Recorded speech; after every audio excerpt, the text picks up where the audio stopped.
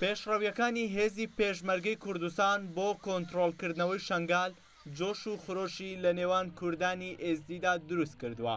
ئەوان داوا دەکەن حکوومەتی هەرێمی کوردستان چەکیان پێ بدات بۆ ئەوەی شانبەشانی پێشمەرگە بەشداری لە کۆنتڕۆڵکردنەوەی شنگالدا بکەن.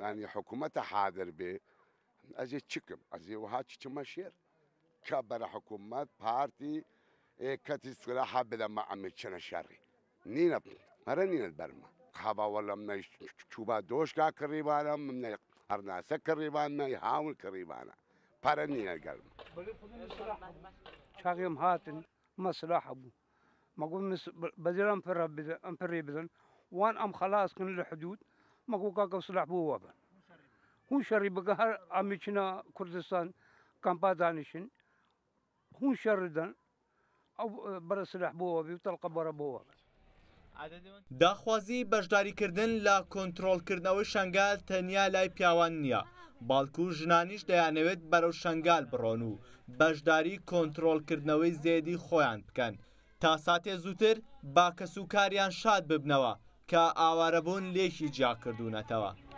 هەموو چناشێر نەها ژن هەموو ژنێکای شنگارێ هەموو شێر دەینە هەموو سلاح حمل دەینە قیچن ژنن هەموو نەها ئەب مەلیۆنە ژن و قیچێن مە ئەشەردە شنگار دەینە چی دەینە هەموو شێرت کرد. بەڵێ وەلا هەکە مکاری با دەستێ من نەشکەستی با مدویا سلاحەکە من لێ بدەبا وزنە هەر نێب دەبا مێ من شەر کرد بە. کەمپی ئاشتی لە پارێزگای سلەیمانی 900 خێزانی ئاوارەی تێدا دەژی کە 320 خێزانیان کوردانی ئێزدین و لەم کەمپەدا نیشتەجێ کراون.